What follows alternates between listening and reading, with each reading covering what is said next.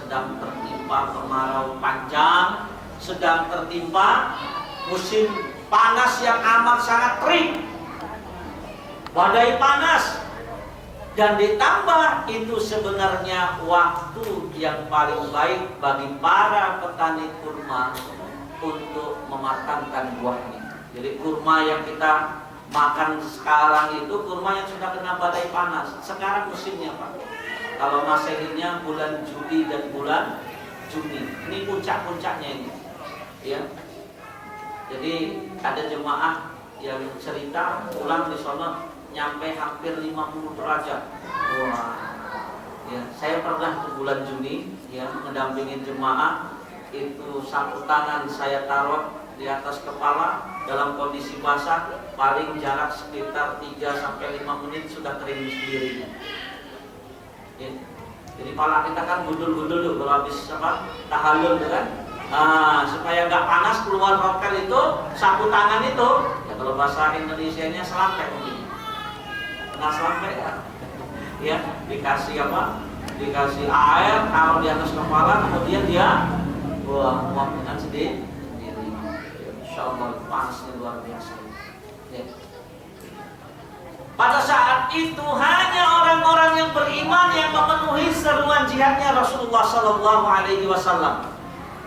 Ya. Kalau orang munafik jangan dikatakanlah, orang munafik memang dasarnya munafik mereka. Tambah lagi musim panas, makin besar alasan mereka untuk tidak datang. Salah satunya yang diabadikan dalam Al-Quran adalah Jad bin Qais. Ketika dia berkata kepada kaumnya, la tanfiru fil har, jangan kamu berangkat perang di musim panas.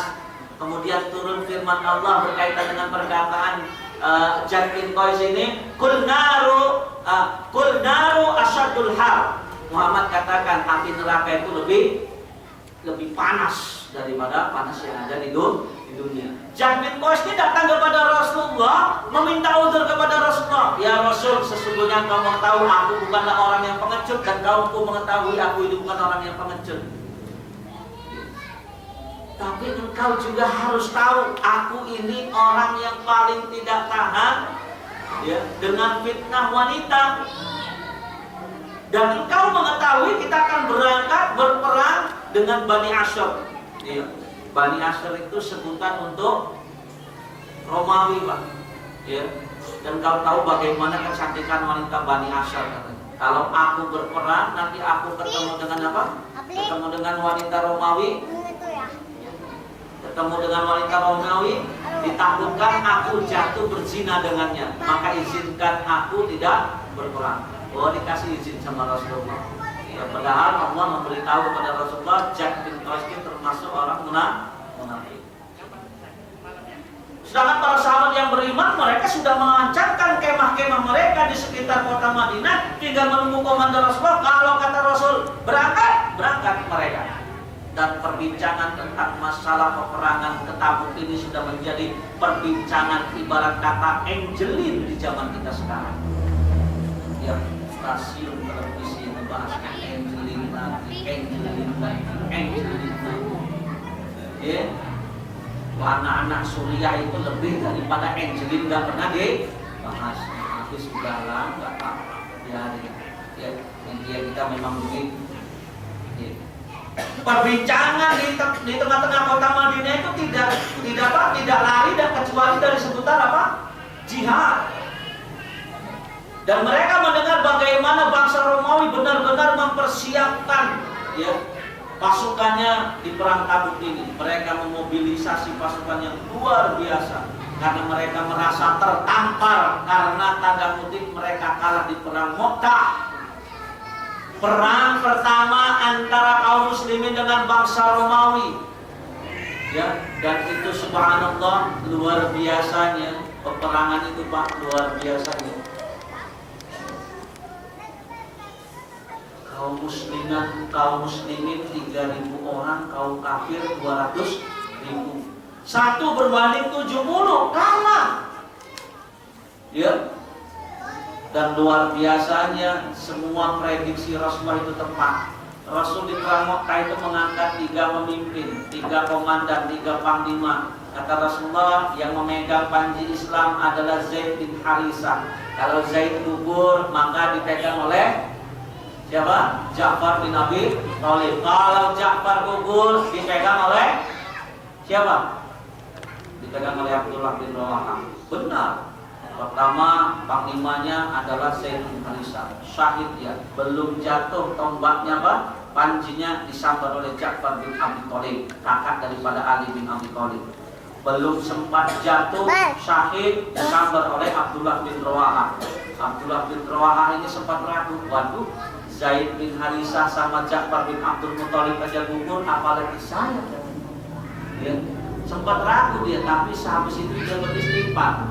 Kata dia apa? Wih jiwa, kalau kamu tidak mati di medan pertempuran, kamu pasti tetap akan mati walaupun di atas tempat tidur. Maka dia lebih memilih mati di atas medan jihad. Tapi kata Rasulullah, ketika Abdullah bin Rawaha syahid, Rasul mengatakan katanya, itu tidurnya Abdullah bin Rawaha di surga agak bengkok sedikit badannya dibandingkan dua sahabatnya, dibandingkan Zaid dengan Ja'far. Kenapa? Karena pas maju bagian berjihad ada sedikit keraguan. Jadi tak boleh, kita harus pol. Masuk surga aja masih bisa bengkok badannya itu pas tidur itu. Ya? Kenapa? Karena keterlambatan dia dalam berjihad seperti itu luar biasa. Iya. Gugur juga ternyata Abdullah bin Rawaha. Maka Rasulullah di Madinah mengabarkan sekarang panji Islam dipegang oleh pedangnya Allah. Ternyata yang memegang adalah sahabat Khalid bin Walid. Dan di perang Mu'tah itulah Rasulullah memberikan gelar sahabat Khalid bin Walid dengan gelar Saifullah, pedangnya Allah. Merasa kalah di perang Mu'tah, mereka memobilisasi, bahkan mereka mempergunakan kerajaan boneka mereka di Syam pada saat itu, kerajaan Ghassasinah. Ya. Dan mereka menjadikan tameng terdepan itu bangsa-bangsa Arab musyrikin yang tidak pro dengan umat Islam dijadikan tameng, pokoknya seperti itu. Dan inilah yang amat sangat didambakan oleh umat Islam, yaitu kesyahidan. Nah, di mana posisi Ulbah? Nah, Ulbah ini kan sahabat yang miskin. Peperangannya terjadi dalam masa yang sulit. Saking sulitnya, Rasul ngomong seperti ini, "Man jahada hadzal jaysh tusra falahul jannah." Barang siapa yang membantu mempersiapkan pasukan yang sulit ini, maka dia akan mendapatkan surga. Ulbah ini datang kepada Rasulullah.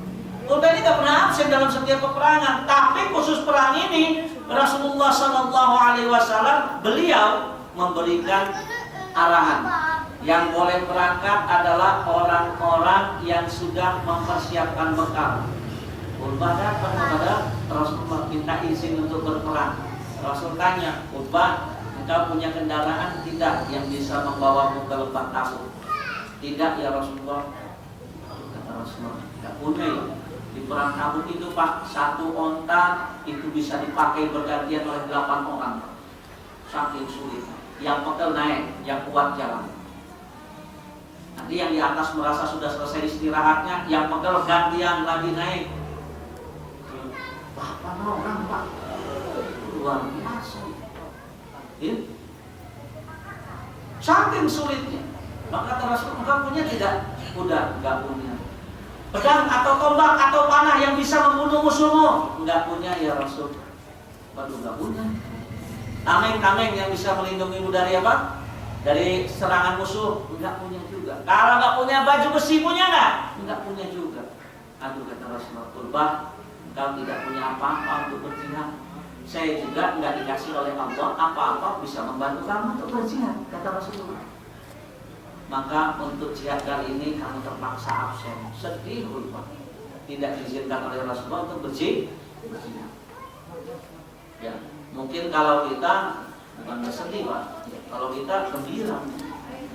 Kalau bisa jangan saya yang berangkatnya, si muda tadi dia belum enak semua nikmat duniawi ini. Kalau pikir kita kan begitu, ya. Jangan kita mikir mau jadi relawan di Suriah, mau jadi relawan di Palestina, ya. Bisa jadi, ya, disuruh jadi relawan apa? Misalkan di Sinabung, woi masih berat lah saya. Ini model-model kita. Ya. Apalagi kita ngadep pengen ikut dan diizinin, itu beneran ini. Pas bener ini kan. Usia masih muda, istri masih cantik, ya kan? Bisa nambah lagi, malah kan seperti itu kan? Kalau siapa? Kalau Ulbah bin Zaid tidak, beliau malah bersedih.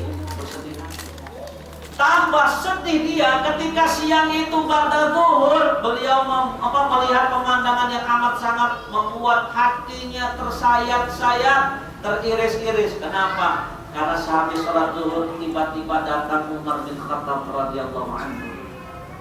Ya Rasulullah, ini semua setengah harta saya infakkan fisabilillah. Wah, takjub Rasulullah. Umar sendiri mengatakan pada saat itu, ini saya sudah menginfakkan setengah harta saya. Ya, Abu Bakar nggak bisa nandingin saya. Setengah harta loh Pak.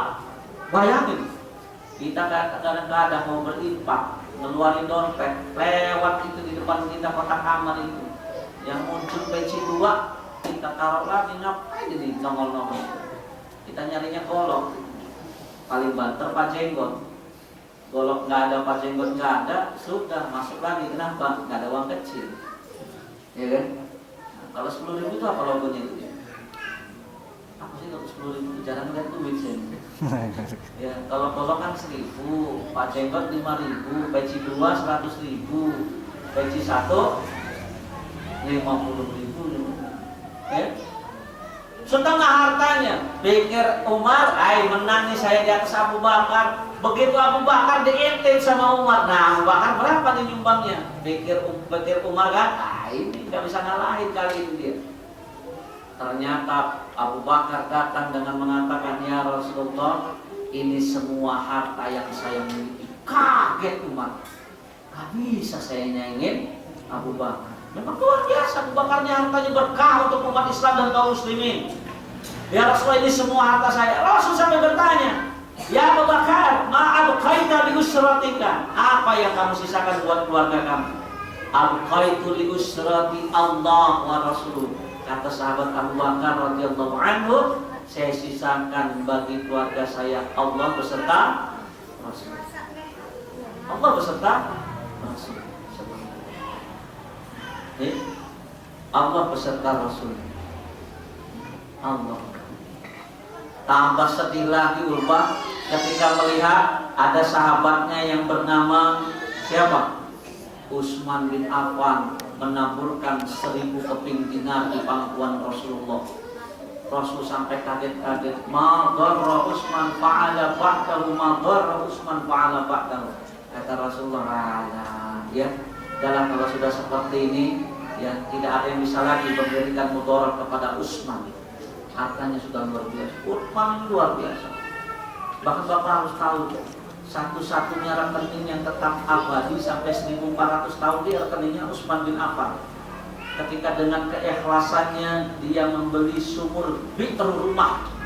Ya, seperti saya lihat ya, di sebuah perkebunan kurma itu ditulis pakai bahasa Indonesia, kurma yang dijual di sini bukan berasal dari sumur rumah. Pakai bahasa Indonesia. Ya. Takut benar disangka ini jangan-jangan kurma ditanamnya diairi dengan sumur rumah. Karena kalau sumur rumah nggak boleh dijual, harus diwakafkan, harus diinfakkan seperti itu. Luar biasa Pak, luar biasa. Itu nilai rekeningnya sampai triliunan rupiah itu. Utsman bin Affan itu. Dan Utsman bin Affan bisa memuliakan dirinya walaupun beliau banyak tertinggal peperangan besar bersama dengan Rasulullah. Utsman itu ketika perang Badar, beliau itu tidak ikut karena posisinya masih di Habasyah. Rugi, kenapa? Semua yang ikut perang Badar telah Allah umumkan melalui lisan Rasulullah dengan perkataan if'al ma syi'tum fa innallaha ghafara lakum. Berbuatlah semau kalian, sesungguhnya dosa-dosa kalian semuanya sudah diampuni. Perang Uhud pengen ikut nggak boleh. Kenapa? Istrinya lagi sakit. Putri Rasulullah disuruh ngejagain. Beliau menebusnya dengan memuliakan dirinya dengan banyak menginfakkan harta. Ulbah ngelihatnya, ya Allah, semuanya datang bersedekah. Saya sedekah apa? Karena dilihat semiskin-miskinnya sahabat datang bersedekah dengan 1 genggam kurma. Ya Rasul, ini 1 genggam kurma. Jangan ngeremehin sedekah walaupun cuma dengan kurma loh Pak. Ya, sampai Rasul mengatakan sedekah kita walaupun dengan sebutir kurma, tapi didapat dari harta yang halal. Maka Rasul katakan, yaqbalullah biyaminihi. Allah akan menerima dengan tangan kanannya, sumayurabbiha. Kemudian Allah akan mengembangkan sampai yang 1 butir kurma ini bisa sebesar Jabal Uhud. Asal hartanya halal. Maka jangan remehkan. Bang, semiskin-miskinnya orang bisa bersedekah, beliau tidak bisa. Gelisah hatinya. Gelisah kenapa? Gelisah karena merasa tidak bisa bersedekah. Kalau kita gelisah nggak punya uang, kalau kita, iya kan? Ya. Kita gelisah, aduh, bokeh amat, buntu amat saya hari ini ya. Wah, untung nih bulan puasa ini banyak bukber ya. Jadi nggak perlu mikir lagi kita kan seperti itu kan? Ya. Tapi Urban nggak begitu dia. Dia gelisahnya kenapa? Ya Allah, enak benar bersedekah. Saya kok nggak bisa bersedekah seperti itu. Maka kegelisahannya beliau bawa ke sholat malam, dan beliau orang yang beriman tahu benar segala macam kegelisahan hati akan tertutupi dengan yang namanya qiyamul lail. Beliau sholat. Setelah sholat luar biasanya beliau berdoa pada Allah. Doanya yang luar biasa. Doanya ini yang akan membuat malaikat terkagum-kagum, dan doanya ini yang akhirnya membuat beliau dijuluki si fakir yang dermawan. Beliau berdoa dengan bahasa yang kalau saya bahasakan kira-kira seperti ini. Ya Allah, ya Rabbi, ya Rahman, ya Rahim, Engkau maha tahu tentang kondisiku, dan aku mensyukuri setiap apa yang Engkau tetapkan atas diriku.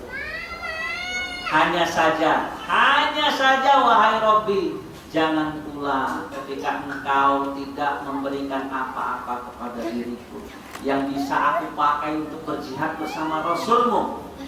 Dan jangan pula ketika Engkau tidak memberikan apa-apa kepada Rasul-Mu untuk diberikan kepada aku, agar aku bisa berjihad bersama Rasul-Mu di jalan-Mu. Jangan pula Engkau halangi aku dari berbuat kebajikan. Jangan pula Engkau halangi aku dari berbuat kebajikan. Tapi aku tidak bisa mensedekahkan apa-apa, karena memang makanan yang tersisa hanyalah yang ada di perut. Pakaian pun yang tersisa hanyalah yang sedang melekat di badannya. Maka saksikanlah wahai Rabbi, malam hari ini aku ingin mensedekahkan. Ini luar biasa. Aku ingin mensedekahkan atas setiap perilaku zalim orang kepada diriku di masa yang akan datang. Baik itu terkait kehormatan, harta atau darah yang mengalir dalam diriku. Subhanallah. Bersedekah dengan sesuatu yang di zaman sekarang ini nomor 1, Pak. Beliau bersedekah dengan harga diri. Harga diri kita diusik, golok yang kita cabut, Pak. Benar nggak? Silakan kalau kalian mau membicarakan saya seperti apa, tapi jangan kalian rendahkan harga diri saya. Zaman sekarang banyak begitu. Kalian rendahkan harga diri saya, kamu atau saya yang mati. Kan gitu kalau di zaman sekarang, Pak. Gitu. Tapi Urwah tidak. Beliau mensedekahkan sesuatu yang paling berharga dalam dirinya, yaitu harga dirinya. Maka perbuatan Urwah dengan doanya ini membuat para malaikat terkagum-kagum. Terkagumnya karena apa, Pak? Ini orang dalam kondisi berhak menerima sedekah, tapi pengen benar bersedekah. Itu yang luar biasanya. Spirit ini, Pak, yang hilang di tengah-tengah masyarakat di zaman sekarang. Di zaman sekarang kita, Pak, lihat, tanya sama orang-orang miskin kalau disuruh sedekah, Pak, saya yang berhak menerima sedekah, Pak. Bukan saya yang bersedekah, saya ini berhak menerima sedekah. Sebagaimana di zaman sekarang banyak orang menerima zakat fitrah tapi lupa bayar zakat fitrah. Padahal zakat fitrah itu ketetapan yang dibebankan oleh Allah melalui lisan Rasulnya, itu dibebankan kepada setiap umat Islam yang mempunyai persediaan makanan di malam hari Idul Fitri. Dia kan banyak menerima zakat fitrah, tapi dianya enggak zakat fitrah. Ketika ditanyakan, oh saya kan tempat orang bayar zakat. Banyak di zaman sekarang. Lihat Ulbah nggak punya harta sampai harus mensedekahkan harga dirinya. Sampai ketika dia menyudahi doanya, sudah kering air matanya di hadapan Allah. Sudah kering. Sholat subuh dia bersama dengan Rasulullah. Setelah sehabis sholat, seperti sebagaimana biasanya sunnah Rasul, beliau menghadapkan tubuhnya ke arah jemaah. Setelah selesai zikir ringan, beliau bertanya kepada para sahabat, "Man tasaddaqa fi hadhil lail?" Siapa yang malam tadi sudah bersedekah, kata Rasulullah. Para sahabat diam semua. Kalau saya boleh mengibaratkan, semua sahabat suasananya mencekam pada situ. Ada apa di Rasul? Tiba-tiba di subuh langsung bertanya, siapa yang tadi malam sudah bersedekah? Nggak ada yang angkat tangannya, Pak, masalahnya. Orang sudah pelari keliling melihat Abu Bakar. Oh, biasanya ini Abu Bakar. Enggak, Abu Bakar ngasih isyarat, bukan saya. Kalau Abu Bakar enggak, berarti siapa yang keliling? Umar. Umar ngasih isyarat. Enggak, bahasa kita seperti itu ya. Lihat Utsman bin Affan, Abdurrahman bin Auf, semuanya enggak mengatakan jalan-jalan kepala. Belum lagi. Baru subuh ini, ya. Tiba-tiba Rasulullah bertanya, "Aina Ulbah bin Zaid?" Kaget para sahabat. Kenapa orang ini ditanyakan? "Aina Ulbah?" "Labbaik ya Rasulullah," kata Ulbah. "Istaqim, taqaddam." Berdiri kamu. Maju ke depan. Kaget para sahabat. Apa ini? Maka Rasulullah berkata kepada Ulbah, didengar oleh para sahabat yang lainnya, "Ulbah, sedekah kamu tadi malam dikabarkan oleh Allah kepadaku melalui malaikat Jibril bahwa sedekahmu sudah diterima oleh Allah menjadi sedekah yang makbul." Subhanallah. Para sahabat mengenal sedekah apa tuh, Pak? Enggak punya apa. Tapi Jibril mengabarkan kepada Rasulullah perbuatan Ulbah membuat para malaikat terkagum-kagum. Kagum apa, Pak? Semangat pengen bersedekah. Gak bisa sedekah sampai nangis, Pak. Gak bisa pergi jihad sampai nangis. Kita nangisnya kalau punya utang banyak, lagi punya masalah sama istri, baru kita nangis. Kepepet. Ulbah menangis karena tidak bisa bersedekah. Spirit Ulbah inilah yang menurut saya hampir punah di zaman kita sekarang. Di mana di zaman kita sekarang yang tertanam di benak kita, yang bersedekah itu hanya kelompok orang-orang yang kaya. Orang miskin gak pantas bersedekah. Salah. Orang kaya bersedekah wajar. Yang luar biasa ada orang fakir bersedekah. Ya, saya pernah didatangi sama bapak tua pas Idul Adha tahun berapa lupa saya. "Pak Ustadz, sokongan kurban berapa sekarang?" Pada saat itu masih 1.800.000. "Pak Ustadz, saya pengen bersedekah." Itu 5:30 datang ke rumah saya. Motor di dalam ruangan tengah rumah saya juga belum keluar. "Wih Pak, mohon maaf Pak, ya saya keluarin motor dulu ya." Lah tua Pak, umurnya udah 80-an mungkin.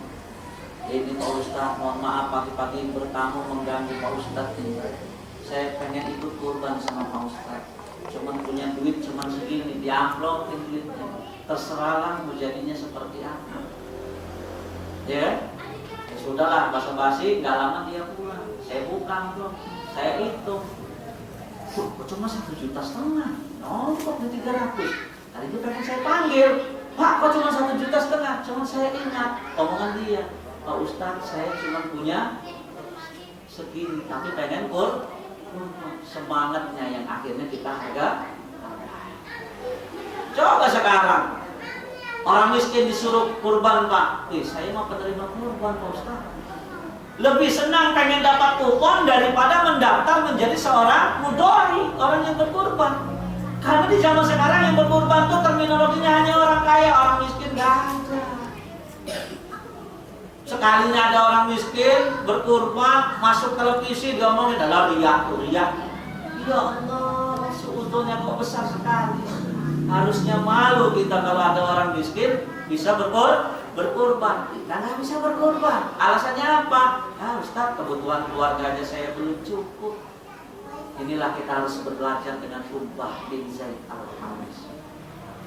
Mudah-mudahan kisah ini mampu menginspirasi kita semua agar kita semua bisa menjadi hamba Allah yang lebih bertakwa, dengan empati kita, dengan bantuan kita terhadap sesama kaum muslim. Mungkin hanya ini saja yang bisa saya sampaikan pada kesempatan sore hari ini. Selebihnya kita akan mengadakan acara santunan, ya. Nanti panitia segera mungkin dipersiapkan, ya. Ini mudah-mudahan santunan berupa alat sekolah dan baju yang bisa dipakai buat lebaran ini bisa sedikit meringankan adik-adik kita. Ini adik-adik, saya umumkan ya.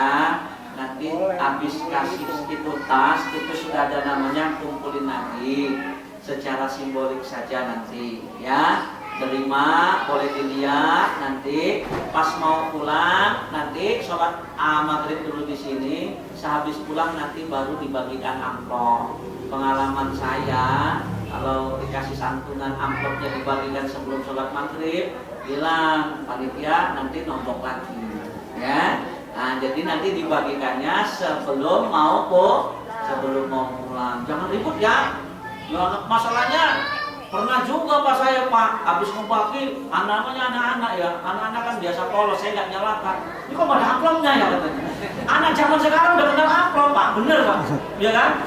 Iya, saya bahkan pernah diminta Pak Ustadz, ya cariin apa jemaah gitu ya, anak-anak yatim, saya bawa anak yatim, permintaannya saya dampingin, ya dikasih bantuan Pak Al-Quran dan apa lupa lah saya ya. Dengan makanan segala macam, anak-anaknya pada merubah, lapor sama saya, ya Ustaz, kok ada amplopnya, sedih rasanya saya waktu seperti itu ya. Ya kalian jangan belajar kenal amplop, ya amplop itu nggak penting, yang penting itu isinya, ya. Jadi seperti itu. Mudah-mudahan bermanfaat. Selebihnya nanti saya serahkan kepada panitia. Wallahu a'lam bishawab. Aku qouli hada wa billahi taufiq wal hidayah. Assalamualaikum warahmatullahi wabarakatuh.